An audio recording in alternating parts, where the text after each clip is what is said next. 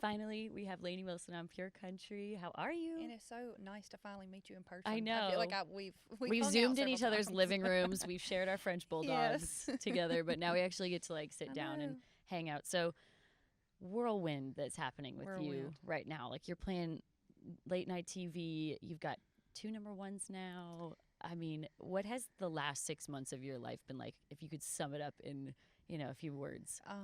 A journey. A journey. Honestly, I mean, we are so excited, and the cool part about it is we're just getting started. It's been like Yeah. one blessing after another, just like you said. I mean, it seems like every day we've got good news, and with that comes a lot more pressure. Yeah. But I'm about it. Let's do it. If anyone can handle it, I know you can. Thank you. And honestly, it's so nice to see, like, the country music industry is full of just good-hearted people, Mhm. but you are just one of the true ones that, Thank like, you. work so hard and is also just crazy talented. You're So sweet. it's cool to see just where it's going, and I feel like it's going big Well, places. Thank you so much for that. That's So very kind. we, when I think it was like, man, like 2 years ago almost Yes, that it we was zoomed. just about 2 years ago. And I was sitting in the living room, and I was like, how do we get you on Yellowstone? Like, this needs to happen. It's We have gotta got to happen. get you on Yeah. Yellowstone. I looked back at that interview last night, and I was like, we literally said, we're just going to put it out in the world and Manifest. manifest We that said it it. happens. We did. And now it's happening. I'm a true believer in manifesting things. Well, it worked. Girl. One of the first times I realized that manifesting actually truly does work is I drove up a year before I actually played the Grand Ole Opry. I drove up in the parking lot, and I looked at the Grand Ole Opry, and I said, I'm going to play here in a year. And it was literally like a year and a month later. Oh, my God. And I was like, okay, this works. I need to keep doing Yeah. it. I mean, you set your mind, you're always kind of aiming for certain things. it. And eventually, if you're putting the work in, That's it. it can come to you. That's So it. how was that getting to, like, you're on season 5. I'm on season 5. She's a musician on the show. Yes, Abby is your name? Abby. Okay, so what was it like getting to go to the ranch? Because Oh my gosh, it just looks so girlfriend. beautiful, and I know It you is. like It's you're a more horse beautiful girl in too, person and than yeah, It's crazy. We actually got to go out there. Me and my manager got to go out there in August of 2020 during the shutdown, and we played a show for the cast and crew, just like a little So acoustic cool. show, and got to see how beautiful it was, and got to meet a lot of the folks, and everybody was just awesome Yeah. and good at their job. And we really just created a friendship with Taylor Sheridan, the writer and producer of the show, and he called me back in February and was like, what you think about me creating a character specifically for you? And I was like, I'm in. let's do it. Let's do it. That's amazing. And what's it been like for you? Like, I think last time I talked to you, we were saying, I feel like, Things a Man Ought to Know is going to go number 1. Yeah. It feels like it's close. Yep. And now you've got Yeah. the next number 1, Never Say Never with Yep. Cole Swindell. Yep. And one of the most special songs I've heard in a long time, Thank Heart Like you. a Truck Out. Do you feel pressure when you're writing the next batch of songs? Or are you still just like, don't put that in my Yeah. head? Well, I'll tell you, like, I always, like, want to push myself. I say I always want to be the worst writer in the room. I want to, like, surround myself with people who make me better. Right. You learn from. Yeah, that's right. And I think it's about growing, and I don't put too much pressure on myself. Good. Just because, I mean, I might write 300 songs before I get that next one that is like a step up or a level up. I think you got to write the bad ones to get to some of the good ones. Yep. So during the pandemic, I wrote like 300 plus songs, and trying to get all Man. like I said, all the bad ones out to uncover the good ones. Did you know, or did you have a feeling when you wrote Heart Like a Truck, this is a special one? Yes. Yeah. I know it was in the thick of the pandemic, and I wrote it with Dallas Wilson and Tranny Anderson, Mhm. two just dear friends of mine that, I mean, they know me like the back of their hand. I think Yeah. it's important, For sure, yeah.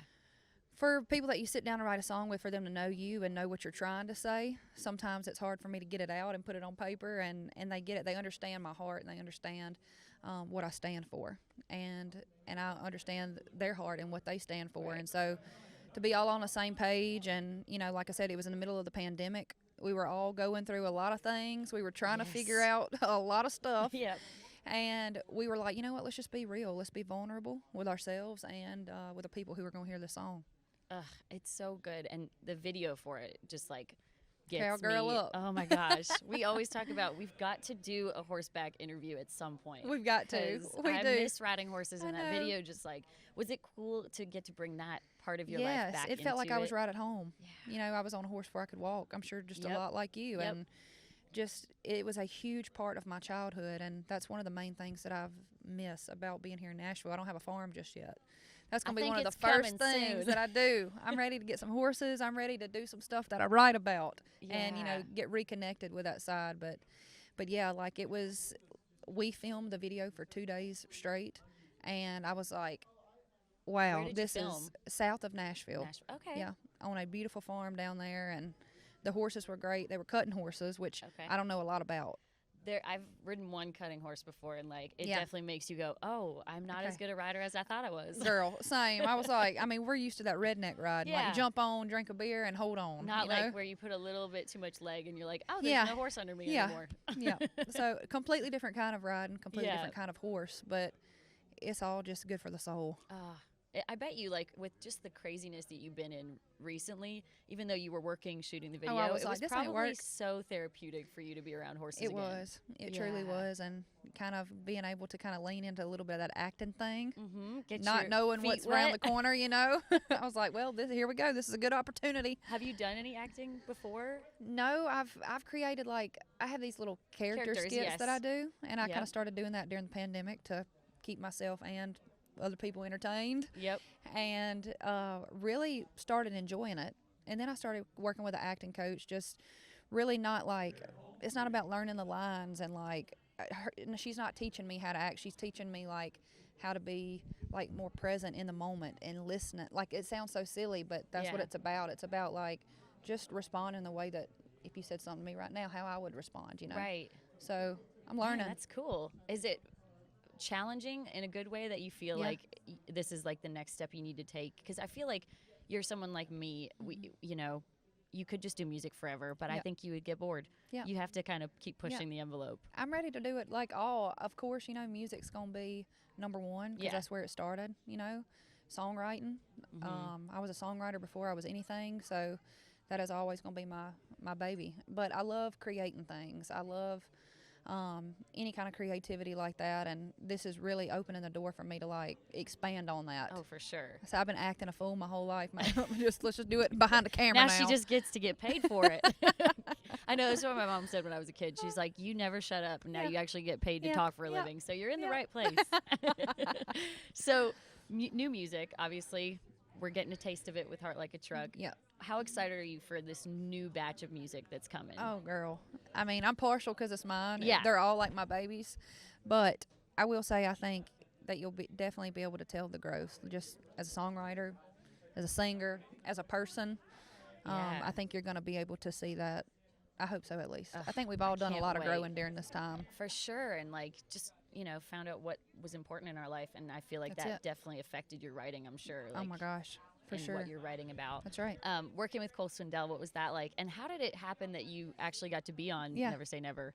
So he reached out to me last summer and was like, I got this song. I wrote it years ago. I've been waiting for the right time and person to put it out with. And I was actually taking my first vacation that I had taken. I was like, I ain't trying to work right now, Cole.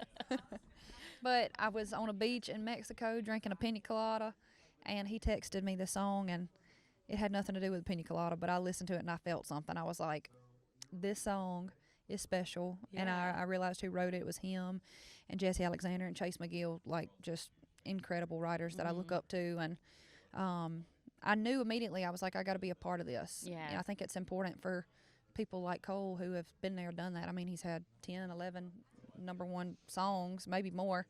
You'll be there before you know it. Yeah.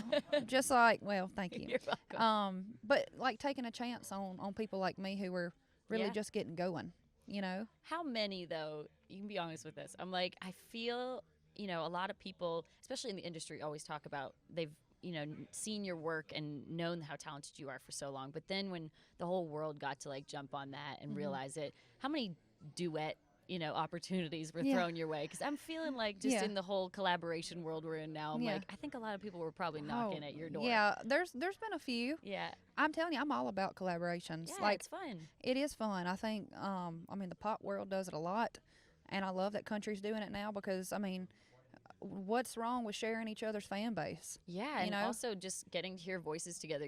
I never would have expected to hear you and Cole, and it's like, man, this sounds good. I know. Who's #1 on your, like, if you could duet with anybody, who's it going to be? Maybe Eric Church. Eric Church. See, now we're gonna put it out Let's in the world, and manifest when it. it happens, we're gonna look back at this and be like, so glad we That's mentioned right. Eric Church. What else you want to manifest? Yeah, you got I some know. things you want to I manifest? do have some things. We could be here a while, guys. All right. Well, so good. I feel like I could talk to you I know, same, forever and just same. go through all the things. But thank you so much for Thank doing you, this on sister. Pure Country. Thank you. Lainey Wilson, everybody.